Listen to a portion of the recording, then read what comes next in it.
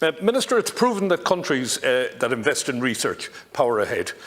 Take, for example, New Zealand and South Korea. There's a reason why they've managed with the coronavirus so well. Apart from excellent political leadership, they have highly developed innovation and research sector. In Ireland, we pride ourselves on our high standard of education at all levels, and it's a significant factor in attracting foreign direct investment into the country and research and development. Irish academics and researchers have been to the forefront of our very successful efforts so far in the COVID-19 area. And many are world leaders in their profession. We trust their authority and their objective independence, and this balance must be maintained in any new department that's formed.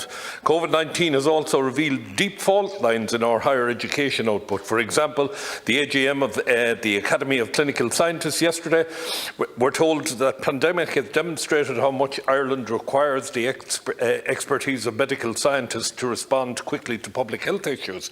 Yet there is a serious staffing shortage and retention challenges across all Irish hospitals, laboratories. Ireland lags behind our European counterparts in terms of relative numbers of medical scientists. We need to investment in this sector, and indeed one of my colleagues adverted to the poor employment conditions that apply to casual labourers in the higher education sector. I want to pay tribute to the former Minister Mary Mitchell-O'Connor, who battled hard for the sector when she became the country's first Minister for Higher Education. In a very short time, she pushed through several reforms, and I have no doubt the Minister Harrison is excellently placed to build on these.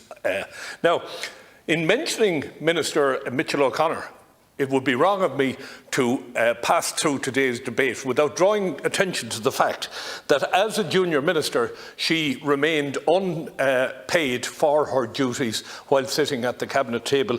And I do think, even though I have spent most of my life in the trade union movement fighting for equal terms for comparators across various areas in education, I do think it rings a little hollow coming in here to set up a new super junior ministry at a time when there are thousands of people in this country who will not see work maybe for years to come. There's been a lot of talk this afternoon, Minister, about higher education and about researchers, innovators, etc. The one place that hasn't had, to my mind, the degree of attention that it requires is the further education sector.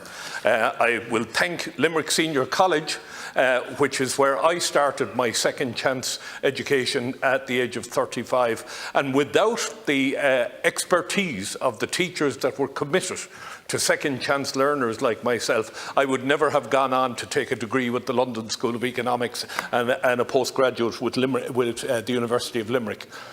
And one of the great concerns I have as we move forward with this department, I'm delighted to see further education in there with higher education.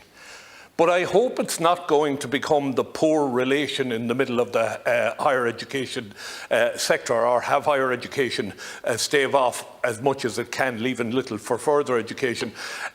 Indeed, Senator Coyne mentioned Galway Technical Institute, another wonderful institution in Galway, delivering programmes similar to what you'll find in Limerick and various other parts of the country. In Cork, there are several further education colleges doing a fantastic job.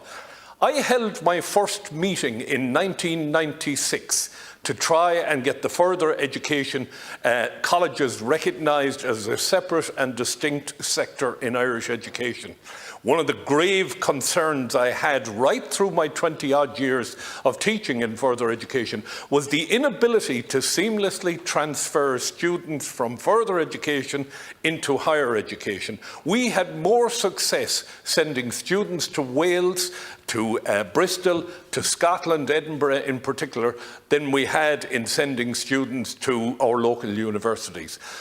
Thankfully, people like Breen McCrae out in DCU changed a lot of that. The Blanchardstown IT, the Dunleary IT, they all changed individually, but it didn't happen as a sector. It didn't happen as a group, and we were forcing further education graduates.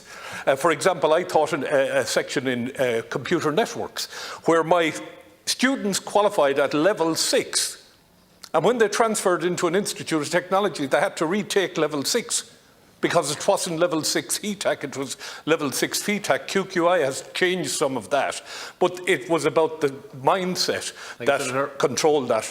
So what I'm asking for here is that the ETBI has a place at the table along with the HEA and anybody else, and has an equal voice and gets equal opportunity to look for funding. I think it's extremely important that that's the direction we go. Thank you for the time. Thank you. Thank you.